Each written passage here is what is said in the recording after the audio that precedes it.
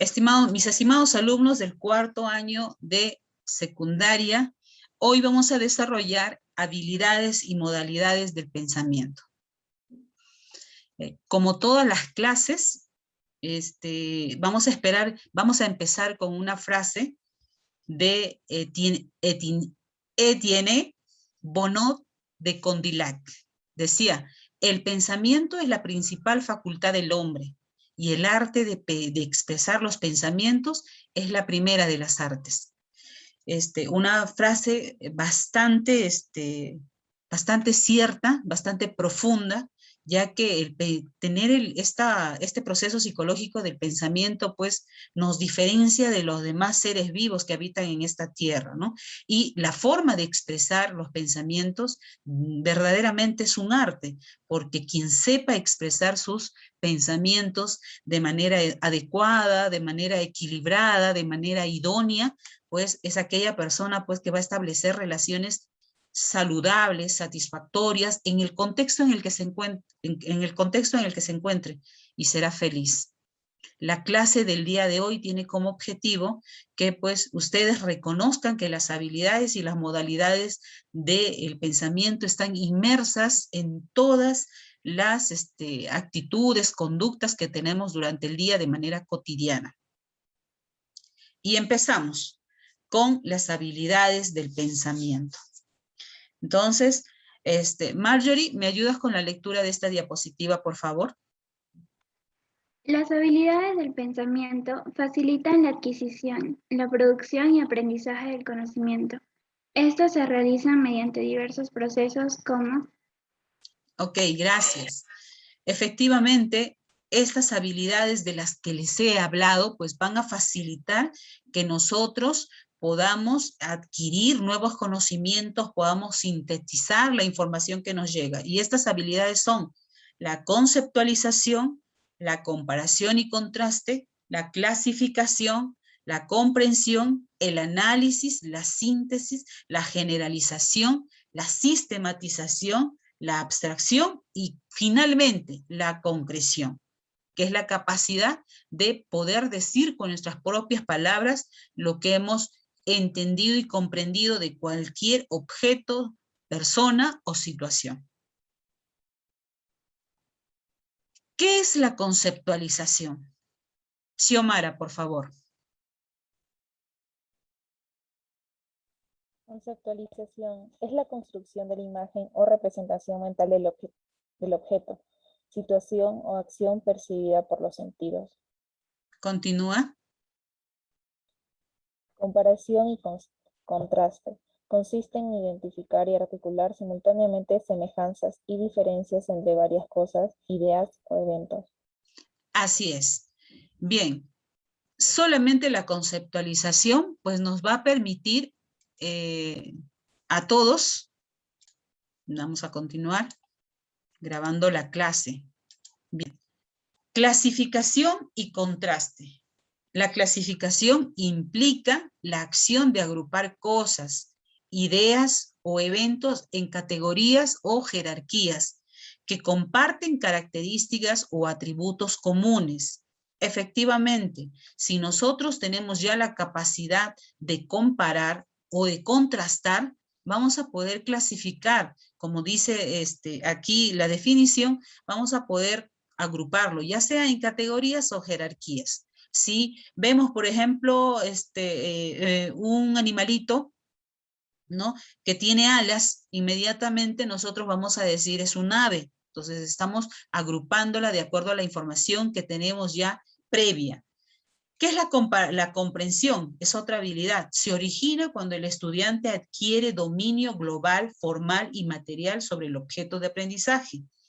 Aquí hemos puesto referido al estudiante, pero en realidad esta es una habilidad que la utilizamos todos en algún momento y no necesariamente cuando vamos a llenarnos o nuestra intención es el aprendizaje escolar, sino en toda situación. Una persona, por ejemplo, un chef será la persona más indicada para hablarnos acerca de alimentación y de riqueza, la alimentación mundial, etc. La comprensión es una habilidad que te permite tener un dominio global.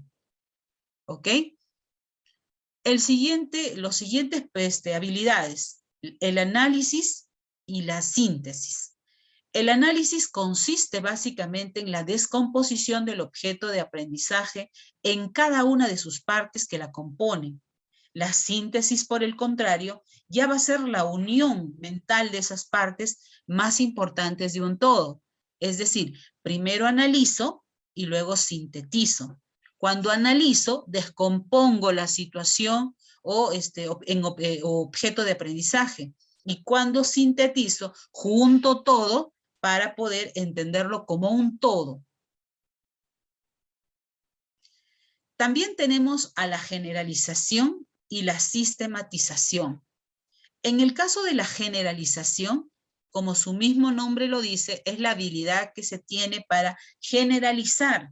Es el establecimiento mental de una propiedad común a una serie de elementos diferentes. Es decir, solamente la conceptualización, el análisis, la síntesis nos va a poder generalizar una situación, dependiendo de la propiedad que tenga el objeto, persona o situación. Luego tenemos la habilidad de la sistematización, que va a ser una forma de ordenar todo lo conocido en grupos y subgrupos como si se tratara de un cuadro sinóptico. Cuando nosotros elaboramos un cuadro sinóptico, ¿no? Continuamos.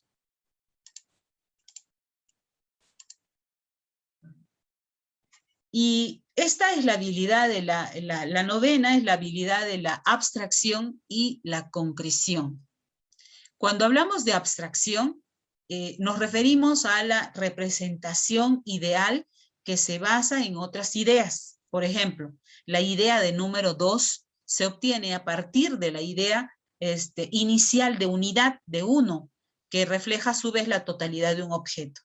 Entonces, cuando nosotros logramos esta habilidad o hacemos uso de la habilidad de abstracción, es cuando ya se tiene toda la información, se ha comprendido la información, entonces uno está con la capacidad incluso de concretar, que es el camino inverso que nos va a explicar el por qué cuando el hombre quiere dar a entender, cuando la persona quiere dar a entender algo que puede resultar complejo explicar de manera concreta. Entonces, estas son las habilidades del pensamiento que, como les decía, pues estas habilidades las utilizamos todo el tiempo. Incluso ahora, en este momento, al recibir las clases, estamos haciendo uso de nuestras habilidades. Estamos comparando, estamos analizando, estamos sintetizando en este momento de aprendizaje. Ahora pasamos a hablar acerca de las modalidades del pensamiento, pero antes preguntarles, modalidades del pensamiento. Y como les decía, cuando hablamos de modalidades de pensamiento, vamos a mencionar dos modalidades. Una, por su coherencia, y vamos a decir que el pensamiento, vamos a hablar aquí del pensamiento lógico y del pensamiento no lógico, y luego tenemos el pensamiento modalidad por su dirección, pensamiento convergente y pensamiento divergente. En el caso del pensamiento, la modalidad por su coherencia, ya les decía que el pensamiento lógico es este tipo de pensamiento que existe como producto del razonamiento. Es decir, cuando una situación o persona, objeto, nos permite llegar a una premisa, a una conclusión y tener un juicio, pero por un sentido de la realidad, ¿no? Porque realmente esto es comprobado y sucede y pasa. Entonces, a esto se dice pensamiento lógico, y por eso es que utilizamos esto de decir, es lógico, pues, ¿no? Es lógico, pues, o sea, se entiende porque está basado en un sentido real. En cambio, el pensamiento no lógico o ilógico es cuando la persona llega a una premisa, conclusión, etcétera, basada en creencias, basada en sus emociones, basada en la fantasía. ¿no? Y es el ejemplo clásico que podría decirles cuando uno cree que al salir o en la noche o si apaga las luces se va a encontrar con un fantasma o que la va a sorprender y etcétera. Esto puede llevarla al miedo, al trauma, etcétera, pero esto es un pensamiento no lógico porque no está basado en la realidad, sino más bien en creencias. Luego tenemos al pensamiento convergente y divergente cuando hablamos por su dirección.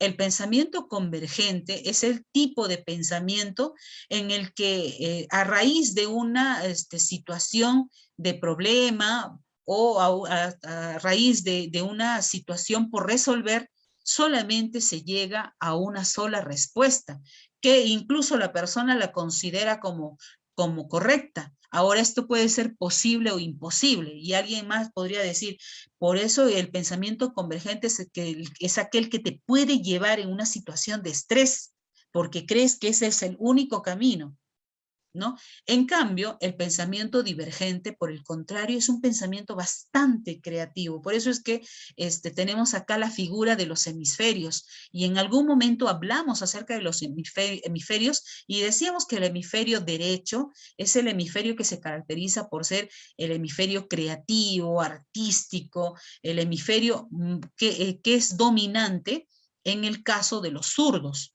Este hemisferio, pues, es el que te va a permitir ver muchas soluciones frente a una situación de problema. Pero acá, bien, entonces, estas son las modalidades del pensamiento, ya sea por su coherencia o por su dirección.